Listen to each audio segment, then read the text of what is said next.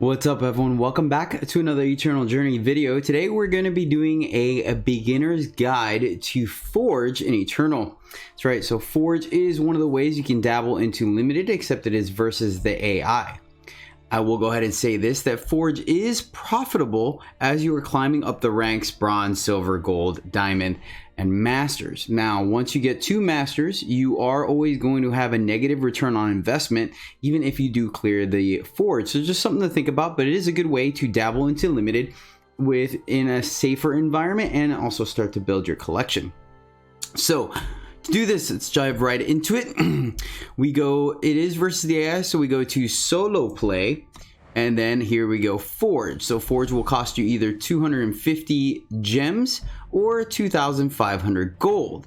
So of course, once again, as you see here, I'm already mastered, so at best it will give me 3 gold chests, which I believe give you somewhere between 400 to 600 gold. So obviously if all 3 are 600, it's still not going to be enough to get your money back. So just something to think about. All right, but we'll go ahead and start off. So you pay your 2,500 gold, and now the way this works is that you select cards out of the 3. It will continue to give you 3 cards to choose from. Now, we'll say this, because you're only able to make 25 picks and the game will do the power for you, you are not building you're not getting as much deck building experience as you could be in draft, but it will lock you into 2 colors. So obviously, looking here, Eclipse Dragon is awesome, but Marizo is an absolute bomb in limited. This card is very difficult to beat, so we'll go ahead and take Marizo here. And then once again, now that we took a time card, we will always be guaranteed time. We're looking at the other colors here, and notice that it's giving us 2 other colors to potentially choose from. I am really not the biggest fan of Sunset Priest, so I'll go ahead and take Lost in the Mist because Steel Resolve is just not that good. But as soon as we make another pick, well, I really kind of don't want to take Water of Life. I'm not very excited about being Primal. This is the only tough part, because once you select that second color, it will lock you into that second color. Fragility is not bad, but I think we could do a little bit better, and I'd rather not be in Primal in this format. So I'm going to risk it and take a Water of Life right now, and hopefully there we go. Okay, so even though Ornamental Daggers is a solid pick, so is Longtail Cavalry, and it is a very good unit. Now, as you see, once we take this, it will lock us into Combre, which is Time and Justice. Time and Justice. So now as we take Longtail Cavalry, now you'll see that all the cards we get subsequently will be of that combo. I do like Swaying Sea Kieran, but Vorlunk is a slightly better unit for one, so we'll take the Vorlunk. We don't need any more life gain. Unmake is not horrible, but I also like having a 1-drop that could potentially be bigger, so we still have to consider our curve.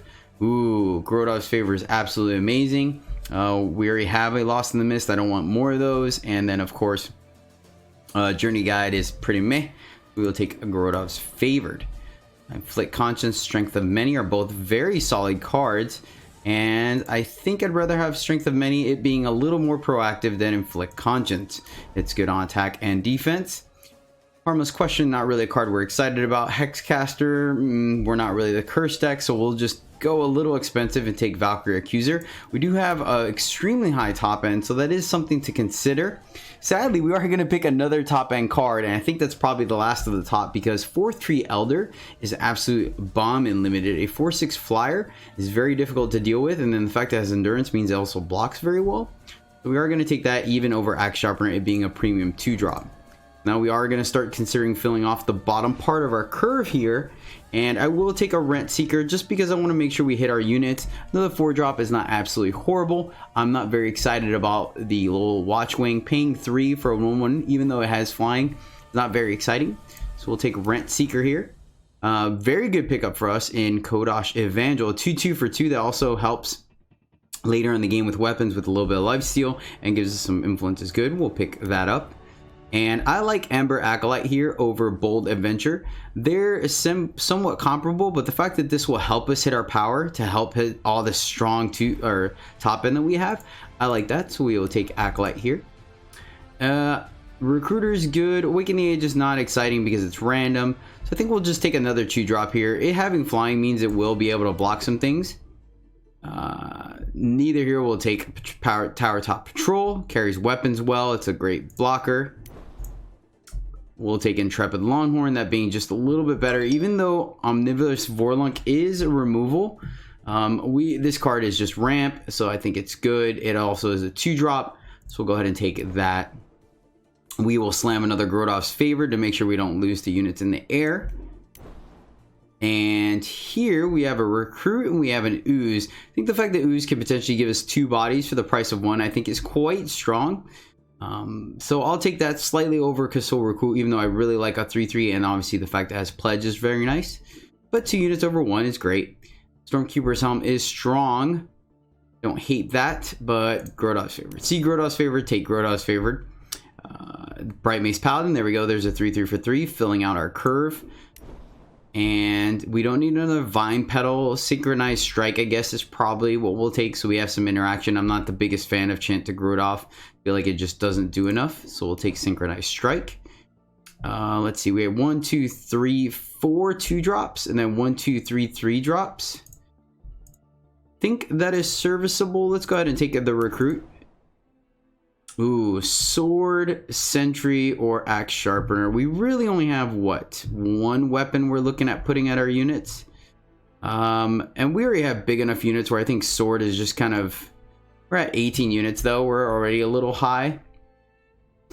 Yeah, sure. We'll take Sword, see if any of our cheap flyers can get in there. And then we'll take a Downfall to have removal in case they have an absolutely big... Oh, wow. Alright, well, we're slamming Shinra Speak, so that's an absolute great pickup for us. Arcanum Hourglass, not something we're really doing in limited, and Reap is, yeah.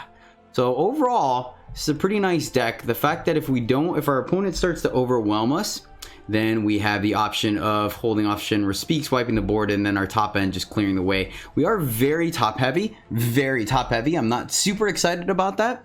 So there might have been an argument there to take another 2-drop, but I think that our value will be, as long as we don't get ran over, we will crush it. So of course, in Forge, once you get to the top end, you only have 2 losses to give. Technically 1, actually. You can get 1 loss. Once you get your second one, you are done with the Forge, but you do get to keep all the cards you drafted. So for this one, since we picked up 2 rares, we did somewhat net back a payment if we do go the distance.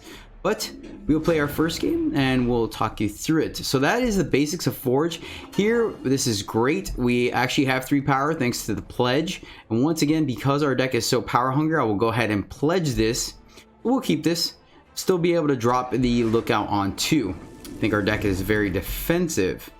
So we want to kind of get to our top end to get there. I don't think we're going to, yep, right off the bat now, our Borderlands Scout. This is fantastic. Play our Seat. Play our Borderlands Lookout, and now we have a 3-drop to play. But of course, if we didn't pledge, we would have been stuck at 2 power right now, which is quite scary in this deck. There we go. Probably okay trading, to be honest with you guys. No, we don't need to. Because next turn we'll be able to play the Tower Top that can block that fairly easily, so we'll send it back, see if we can get some more value. I mean, granted, we are trading a 1-drop for a 2-drop, so we're going up in value.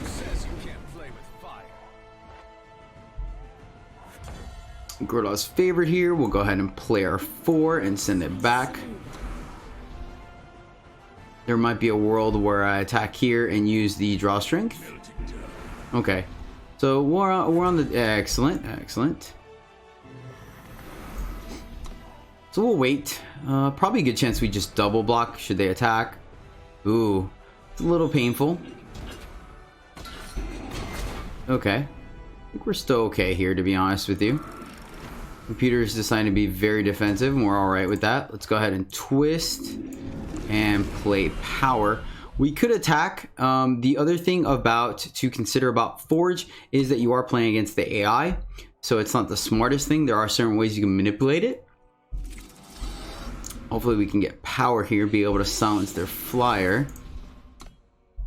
See where we go here. Yep, sure enough, and I think silencing their flyer is fine.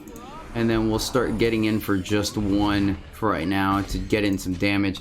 We'll see if it pushes some attacks here. Hip shot's pretty good. But once again, the computer will not attack because they lose their best unit to our best unit. So it's pretty easy to identify when the computer has something when they do not, based on that knowledge.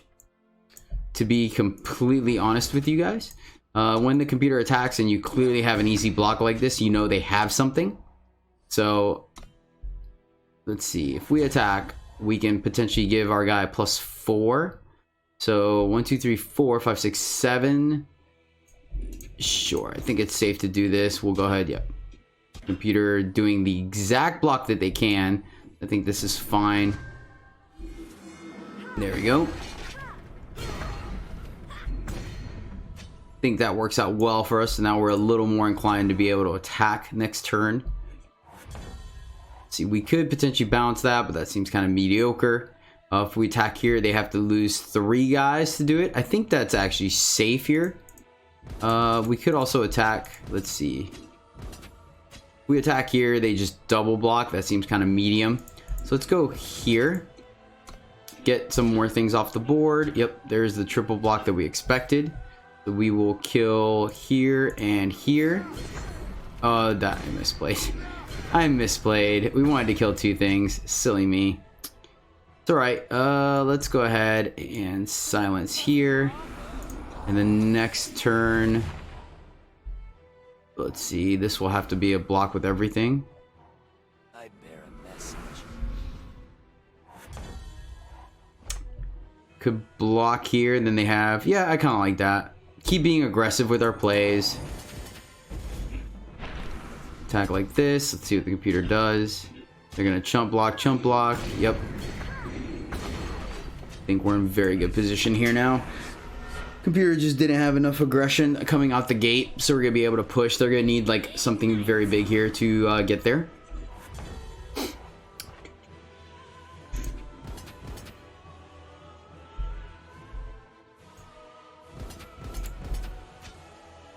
Yeah, I think I'm good here. Computer is gonna try to do 1-for-1 trades and still take 12. We're fine with those trades, and we'll send it back. 2 damage is not going to be a big deal.